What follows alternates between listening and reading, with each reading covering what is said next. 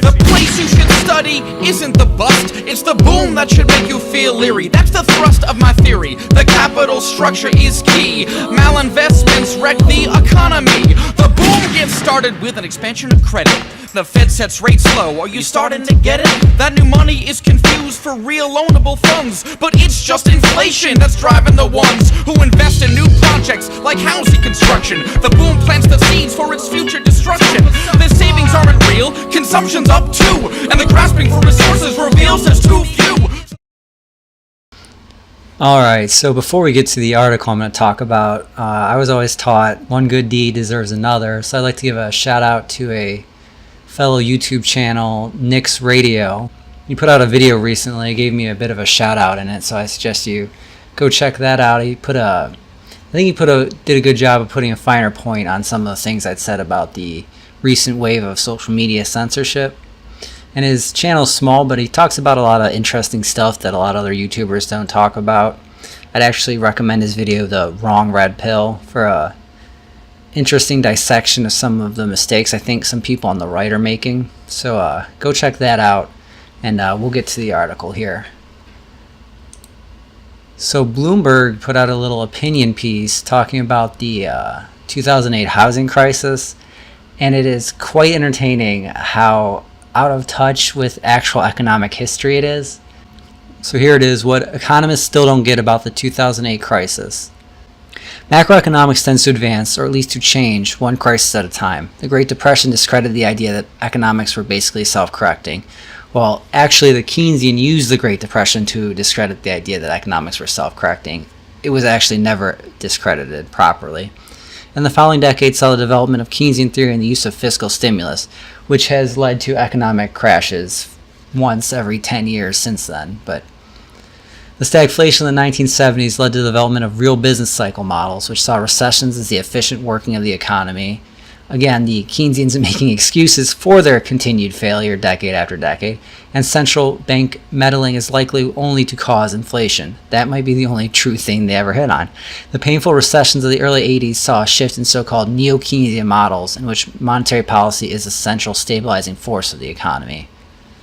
The housing bubble that peaked in 2006, the financial crisis of 2008, and the Great Recession that followed constitute another crisis. So far, however, it has produced mostly evolution rather than revolution in economics' conception of the business cycle. The bubble and the following crisis convinced macroeconomists that recessions often emanate from the financial sector, an idea that had often been resisted or overlooked before. There was immediately a flurry of activity as economists hastened to shoehorn finance into their standard models. Some now believe that the addition of finance will allow new Keynesian models to forecast crises before they happen. Others are, understandably, skeptical. Another important insight from the Great Recession was that traditional monetary policy isn't always enough to stabilize the economy. When interest rates hit zero, other measures are needed. Or maybe we shouldn't mess with the interest rates in the first place. This could include quantitative easing, forward guidance, or fiscal stimulus. As new Keynesian pioneer Jordi Galli noted in a recent summary, there has been much work figuring out how neo-Keynesian models can deal with zero interest rates. There has also been much work on making the models more realistic, by taking into account of the big differences among consumers and companies. All this is pointless planning when you could just drop the Keynesian precepts and let the market work. These are important innovations, again, only if you accept the Keynesian premises, and they address glaring deficiencies in the pre-2008 models, but they don't feel like a big break with the status quo. Well, maybe because the Keynesians don't want to abandon their completely flawed ideas. Most importantly, the basic notion of recessions is driven by rational actors. Responses to unpredictable sudden events, or shocks as economists call them, remains in place. That would come as a jarring surprise to many outside academia. To lots of people, it seems obvious that the 2008 crisis was long in the making, the product of years of financial and regulatory folly. In general, the notion that economic booms cause busts instead of being random and unrelated events, an idea advanced by maverick economist Hyman Minsky, seems to have much more currency beyond the ivory tower than within it. That's a radical idea advanced by a maverick economist. In this video, we explore Hayek's work on economic booms and busts, work for which he was awarded a Nobel Prize in Economics in 1974. One of Hayek's key observations was that when governments interfere in the economy, it results in people acting in ways that are not sustainable. which ultimately leads to booms and then, inevitably, busts. But at least few economists are working on something more revolutionary, a new interpretation of recessions, booms, and fiscal markets that more closely matches the popular idea that business cycles are both predictable and driven by irrationality. The basics of this new idea are laid out in a presentation by Niccolo Giannoli and Andre Schleifer, two behavioral finance specialists venturing into the realm of macroeconomics. Giannoli and Schleifer take their cue from a number of recent papers hinting that recessions are actually possible to predict years in advance, if only one simply pays attention to the right variables. One of these is a 2013 paper by Greenwood and Hansen, showing that when junk bond issuance increases and credit spreads narrow, a credit bust often tends to follow 2 or 3 years later.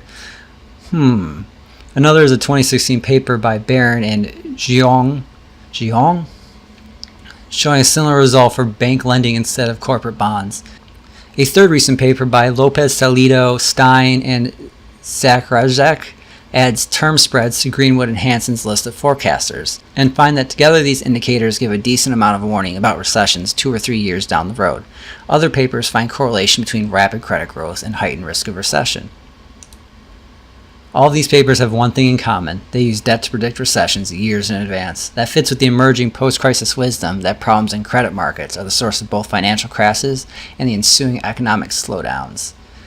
Oh, it's almost like when Mises wrote in Human Action, there is no means of avoiding the final collapse of a boom brought about by credit expansion. The alternative is only whether the crisis should come sooner as a result of voluntary abandonment of further credit expansion, or later as a final and total catastrophe of the currency system involved.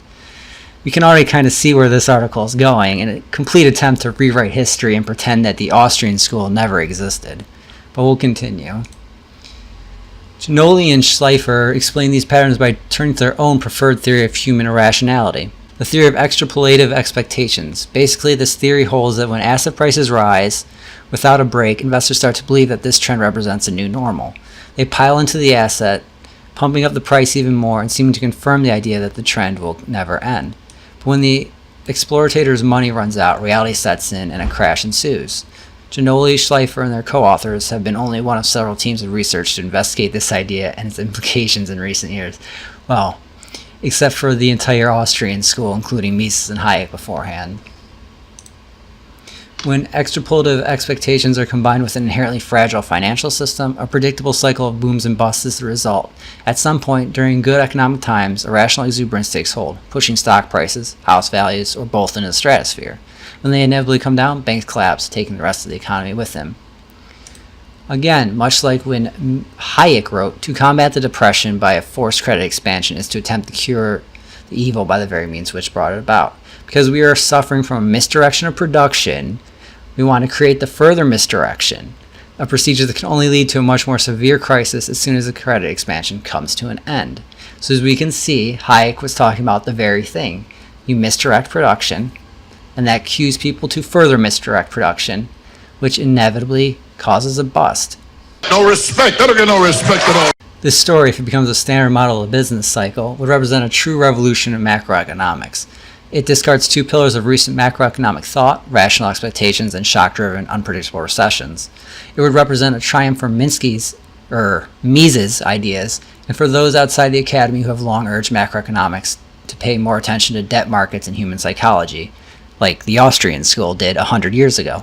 And if the code of booms and busts could finally be cracked, there may be ways for central banks, regulators, or other policymakers to head off crises before they began, or they could just get out of the way instead of cleaning up afterwards. So far, Giannoli and Schleifer's story isn't close to achieving dominance in macro, but of all the ideas being put forth in the field, this seems like the most interesting to watch. Yes, so a whole article essentially restating everything the Austrian school has already said, pretending like it's some new innovation. Because the Keynesians have failed in their models for 100+ years, and they're desperate to save face, to find any way it can look like they figured it out, and it wasn't the Austrians all along who were right.